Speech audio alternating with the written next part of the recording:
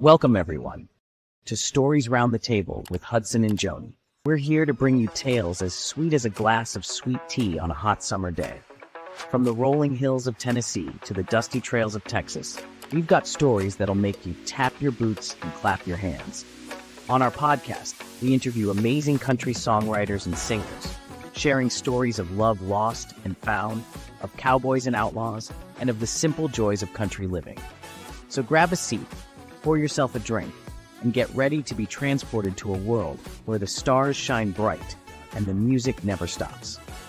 Whether you're a city slicker or a country bumpkin, there's something here for everyone. So sit back, relax, and join us on a journey through the heart of America. Welcome to Stories Round the Table with Hudson and Joni. Today, we're thrilled to introduce you to a dynamic trio that's taking the country music world by storm, Chapel Hart. How are you? Good. How are you? Good. Welcome. Where are you from? Mississippi. Your group? Yes, our name is Chapel Hart. Okay. And what does that mean? We grew up in a small community called Hart's Chapel. It's named after our family because there's way too many of us. From humble beginnings, Chapel Hart has risen to stardom, captivating audiences with their powerful vocals, soulful harmonies, and energetic performances. Their journey to fame began with a bold audition on America's Got Talent. Like he did me. Well, you can have him too. Somebody get out your seat tonight. Well, I fixed my crown from leaning, and those wedding bells stopped ringing. I took my keys and threw them at his door. Where they stunned the judges and viewers alike with their unique blend of country, rock, and soul.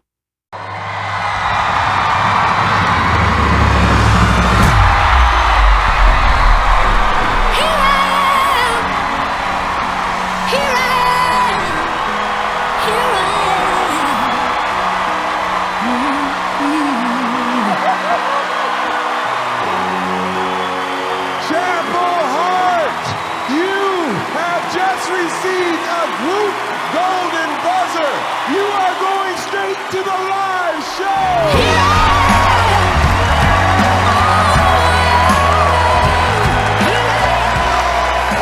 Thank you so much. Oh my God, we needed you. Their talent, combined with their infectious energy, has propelled them to new heights. With hits like You Can Have Him Jolene and Family, Chapel Hart is proving that traditional country music can be fresh, relevant, and exciting.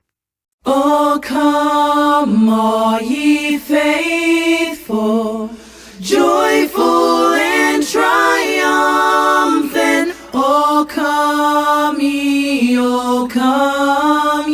to Bethlehem.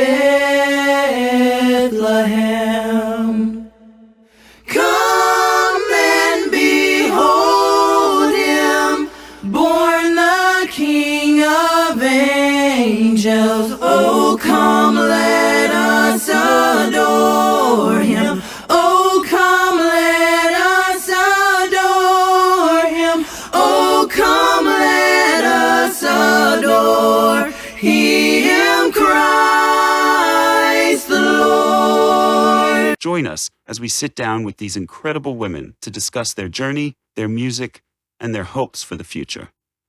Get ready to be inspired, entertained, and amazed. How's everybody doing? Pretty good. How you doing, Joni? I'm doing wonderful. Man, I've been bouncing around the house listening to your music the last couple days. I tell you, you guys are great. Thank you. Totally getting me in the Christmas spirit. It is amazing, amazing music. I do want to welcome you guys to the podcast Stories Around the Table. I appreciate your time with your busy schedule to do this interview. Thank you so much. Thank you for having us. Yeah, are you guys out on the road now? We are. Where are you at? We are currently in Newberry, South Carolina, getting ready to go to Walhalla, South Carolina. Wow. I know that drill of getting out there, and that's the hard part of being on the road, isn't it? It's the traveling part. You get on stage, and that's where you get to have the fun. There you go. There you go. Because otherwise, you don't know where you are. You don't know what time it is. You don't know what time zone. But hey, Well, you guys are fantastic, and I know, like I said, I've been just enjoying your music so much, and that's the reward about what we all do, and I can hear it in your voices, even though I've never met you. I can hear it when you sing. You're happy, and that you're just shining up there, and that's the rewarding part is when you look out in that audience and you see them enjoying what you're doing so much, and you're making a difference in their life and making them happy. And that's really why we all go out and do this, isn't it? That's exactly right. That's exactly right. Well, why don't you tell us, especially the listeners and everything that are tuning in, how you guys got started? And I mean, that family harmony, there's nothing better. But it looks like y'all get along and have fun together and sure sound great together. So, I mean, like, if you wouldn't mind just kind of telling us some of your background, I know everybody'd enjoy that. Oh, alrighty, Joni. Well, this is Tree, and we are three cousins from a small town called Poplarville, Mississippi. You know, Danica and Deb are sisters. I'm their first cousin. But I say sometimes it feels like the band started before we realized, because we grew up in a huge family. Our grandparents had 17 kids, and there's 108 grandchildren. And growing up, we all sang together in church. But in a small town like Poplarville, Mississippi, being a singer wasn't really considered a real job. And so we got our musical start down in New Orleans. It was only an hour down the road from Poplarville, but Danica say if we had any sense, we probably would have went north instead of south. Pursue country music. But honestly, getting our start in New Orleans had everything to do with our tenacity and how far we've made it in the industry. But we've done it on every single level, from busking and singing on the streets to playing in the bars and clubs in New Orleans, and then like slowly around the South, and then the States, and then the world. Yeah. You Yeah. Well, I was just going to interject and say one thing. You'd mentioned where you grew up, that music wasn't really considered a profession, a job, or something you could do. But it is. Isn't that part of the American dream? You can do what you want to do. And I had that privilege. My parents were firstborn German immigrants, and well, they were just, they thought you could do whatever you wanted to do, and you can. You all chose to do it. You went with it, and there you go. well, that is very true, but you know what? It's not an easy road, and we make it look that way the best we can when we're out there performing, and we make it look like this is just all so much fun every day, all the time, and it's not necessarily the true. And I that there are days where you don't feel great, or the bus breaks down, or and people, we don't dwell on that. We don't talk to the fans about that, but we are human, and we do have that. It's just part of this business. But maybe you could share, one of you guys, if you got a funny story about one of your days that just seemed like everything went wrong. Or maybe one of your big highlights of when everything couldn't have gone better. I know it's fun to hear those kind of stories sometimes. I mean, there's so many of both. Let me think of a good story. Don't mean to put you on the spot, but I just thought, sometimes it's fun for things that. I could definitely think of one that it seems like, and when it seems like you like make plans and then everything kind of goes wrong, and it was kind of like maybe, I mean, I guess based on our YouTube views, one of our biggest videos as well. But I remember whenever we were planning on shooting the video for "You Can Have It, Jolene," when I say it seems like everything that possibly could go wrong before a video shoot went wrong, and from completely redoing the script to everything within like 24 to 48 hours before the shoot, and even the day of, like it started raining, but right when it was time to shoot outside, the sky cleared up, to the fact that people asked, "Where'd y'all get that backdrop?" We were like, "Nope." It just seems like whenever it was time to shoot outside, everything cleared up, and it all came out better than we could have planned it. But And like Dev said, it just seems like there's so many different occasions. It's kind of hard to like pinpoint one, but that one definitely stuck in my mind. Yeah, well, that sounds like God was saying, I'm proud of you girls. I'm going to make everything work the best I can for you because I like what you're doing. So what's it like coming from a small town and having all of your dreams come true?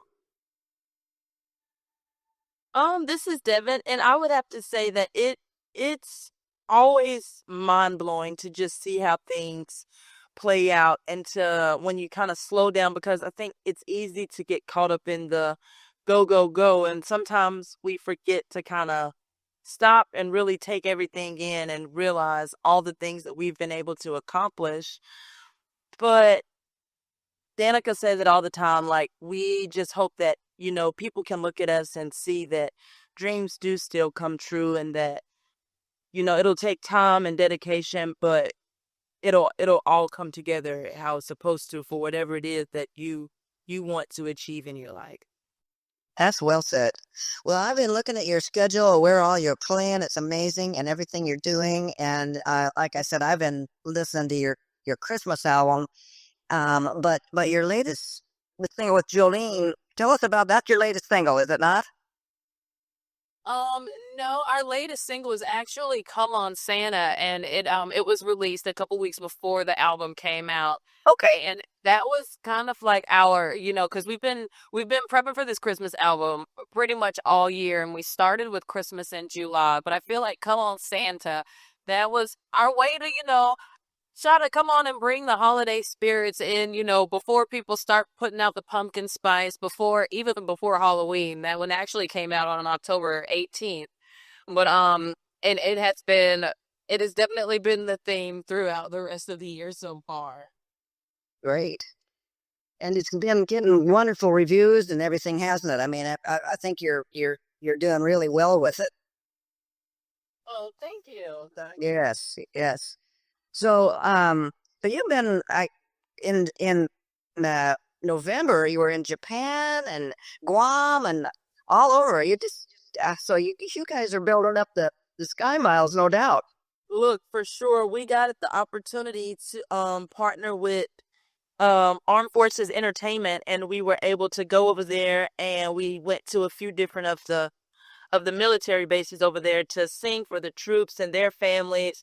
So that experience was absolutely incredible for us because we come from a military family. So anytime that we can give back to our troops and our veterans, we're going to take that opportunity. Bless your heart. That's awesome. Well, there's the Southern word in it, bless your heart. But that is fantastic. I mean, and they are so receptive and so appreciative, aren't they? Oh yes, oh yes. It was a lot of fun. I bet the jet lag was not the easiest of time. I've never been to Japan, but how'd you do with the food and everything? Did you like it? Now the food was incredible. Like, we had a really good experience with the food. Now that jet lag was no joke. It's a 16-hour difference. Yeah. Yeah. So it is definitely something to get used to. I spent some time in the Philippines a long time ago when I was doing some shows, and it's a whole different ballgame. Oh yeah. Not just the food, but your time difference. It's noon when your friends back home that you're calling or something. It's a whole different. Some cases, it's a different day because of the time difference.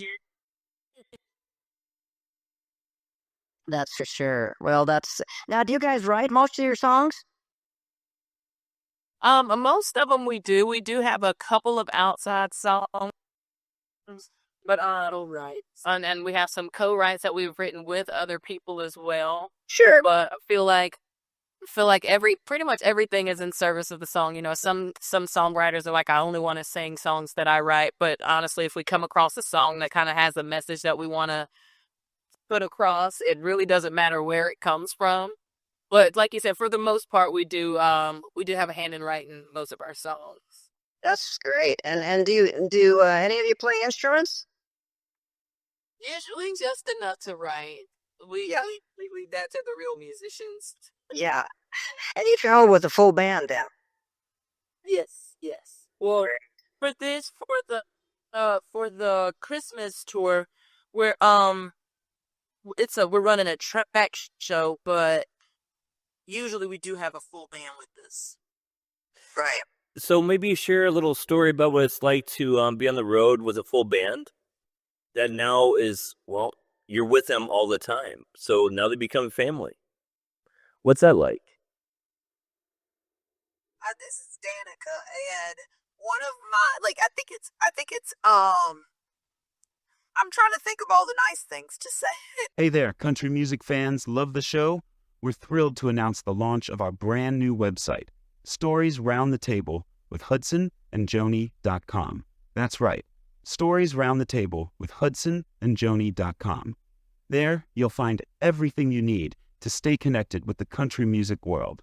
Browse past episodes featuring your favorite country artists, get a sneak peek at upcoming shows, and even learn more about Hudson James and Joni Harms, the dedicated country music enthusiasts behind the mic. But wait, there's more.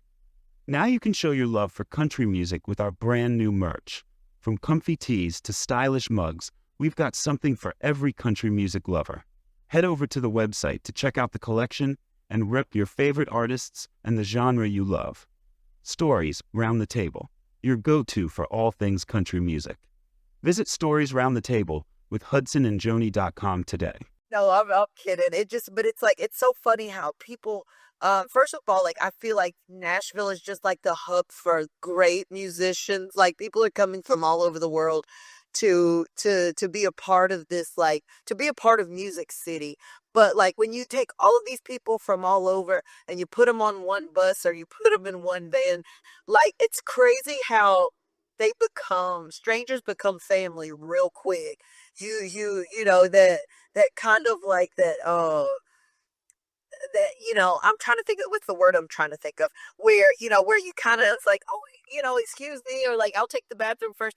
You kind of just throw all that out the window probably within a month of housing, let's or like, it's just like, it's so funny how they become your brothers and sisters so fast, and especially like coming into a family band, because we don't I always tell people, we don't have that like filter where people are like, I want to tell you that you got something on your face. We're like, what is that?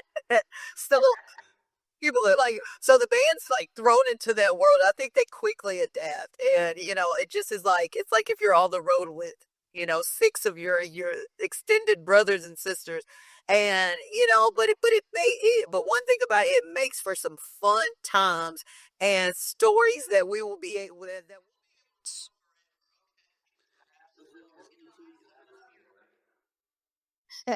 I was just going to say, Hudson, that, I've been listening and I love their music, and the band and the music is incredible in there. But personally, my favorite way of hearing you is when you do the a cappella, because your harmonies are just so spot on and strong. And I mean, you don't really need a band. Oh, well, thank you, Tony. You know what I think my favorite part is about this interview? Is these ladies seem genuine, real, and sharing stories that fans don't always get to hear. Right.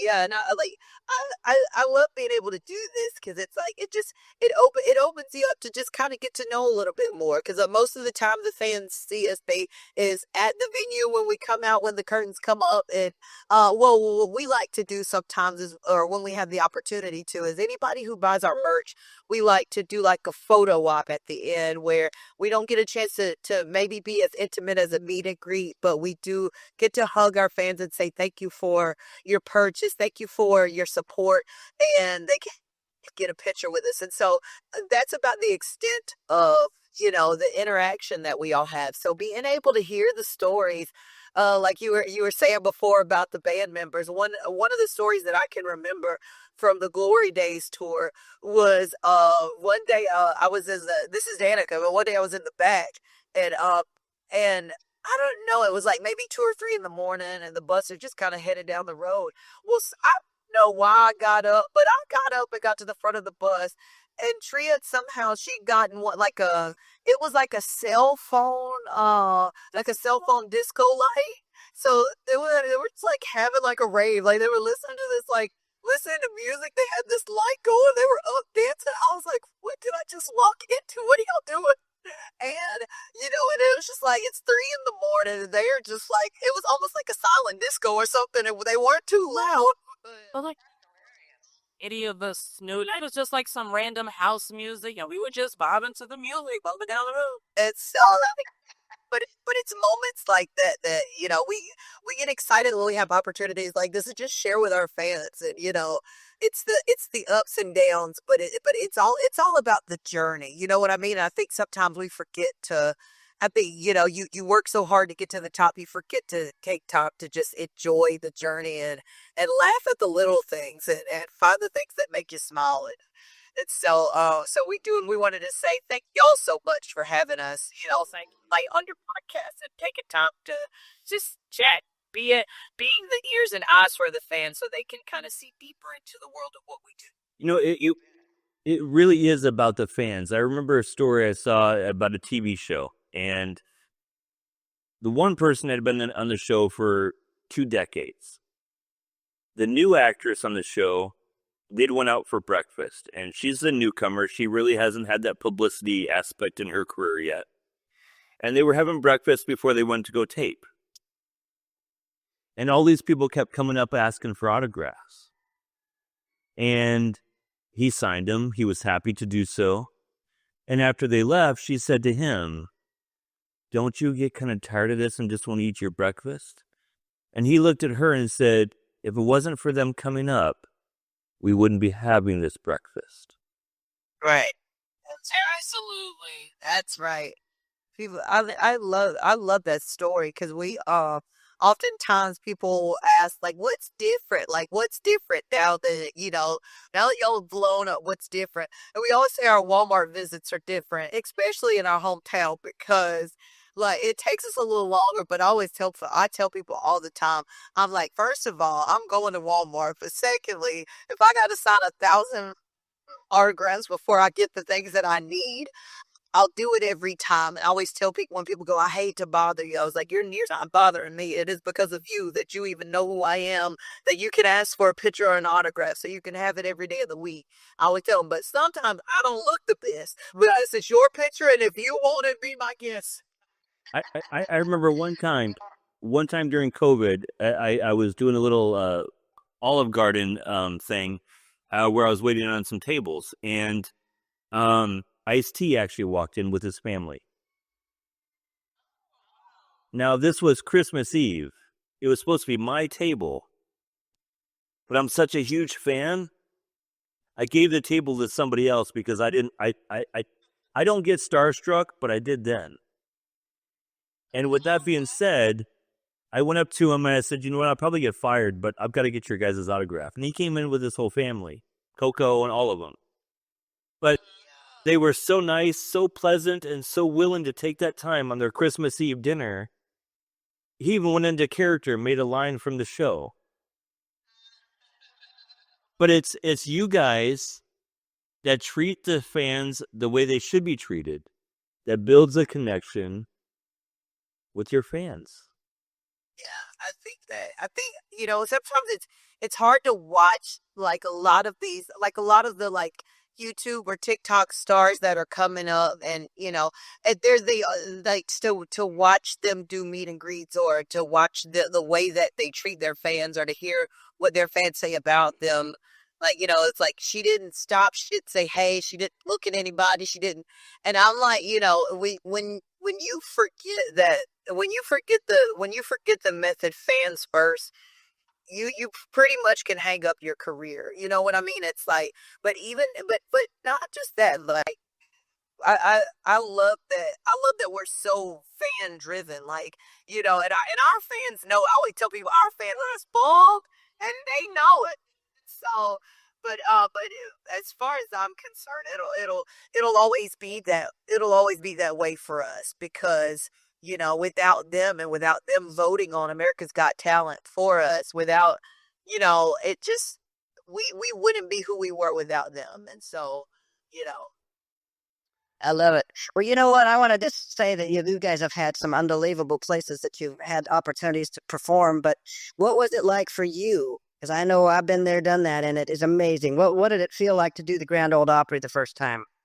Oh, now and it's so funny you say the first time because the first time it was one of those absolutely surreal, almost out of body, like incredible moments. But even to up until today, like I feel like we're like up in our mid 20s of numbers of performances that we've done there. But literally every time we grace that stage, you still get a little of those like first time butterflies. You can like, I mean, almost like just feel the presence of all of the greats who've come before you, who've, stepped into that circle. And honestly, like the Opry has welcomed us like family at this point. And so it really means the world to us that we're even blessed enough to be able to grace that stage. Yeah, sure. Did you think about that when you were 13 in Mississippi? Oh, wait, what'd you say? When you were just a teenager in Mississippi, did you ever think you were going to get to do something like that? To be honest, and this is true, but honestly, like, of course, growing up like as a little kid in Mississippi and, wanting to be a country singer, you want to do it. You always want to do it. But honestly, I'd never seen anybody who looked like me to do it. And even whenever we made our debut, we realized that it'd been 48 years since like another trio of black women, it was the Pointer Sisters, that were on the Aubrey stage. But 48 years, none of us are that old, so we don't remember it. And so it's like it hasn't happened in our time. And so it's kind of one of those things you always dream or always want to do, but on a certain level you're also not sure if it's even possible. Yeah. Well, congratulations. I've always said anything is possible if you just cowboy up and just do it. There you go. There you go. Always had no time like the present. I think that's a big part of our journey too. It's been, we'd have these like, oh, what if we can do this? What if we can do this? What if we can do this? And it was just like, we were like, all right, let's do it. And sometimes I think people are like, well, what made you want to do this, or what made you want to? We don't know. We just wanted to do it, so we did it. And, and I think that's been a big part of our story. Is just kind of, I love the way that you put it. Look, cowboy up and just do it. And, Cowboy Up is Joni Harm's. Cowboy Up is actually one of Joni Harm's biggest hits, so that's why I threw that in there. So I know we're almost out of time, but what's ahead for you guys? I mean, it says all like you just you say, well, I want to do this, so we do it. And so what do you got that is next? So after we finish up with our Christmas tour, we are going to be representing the state of Mississippi in the Rose Parade in Pasadena for New Year's. So, and we're going to be honoring Elvis and B.B. King on the float. So we are super, super excited about that one. I guess so. Wow. Hudson, you got anything else you'd like to wrap up with? Just that these are some incredible women. They grew up in a spot where people would probably say many times, you can't do this. You can't, whether it's your background or you come from a small town, you don't have the finances. And these women said, you know what? We're going to do what the hell we want to do. And they did it. And that shows care. And then with the way they treat their fans. Come on, you can't get better than that. Oh, I agree. Sorry, I got dogs in the background here on the ranch. But I just want to tell you all that I hope you have the best success in all these kind of cool things you got ahead in the holidays with your tour. Take time for yourselves to appreciate the season and what it is really all about. And you're out there helping people get in the spirit. And I think that's fantastic. So just make sure you have some time to enjoy it yourself too. All right, let's. Jolly Hudson, y'all have been incredible. Thank you so much for having us, and we surely hope we get to do this again. Oh, we will. It's certainly been our pleasure. Thank you. Y'all have a Merry Christmas to y'all. And you as well. And be safe while you're on the road. Okay.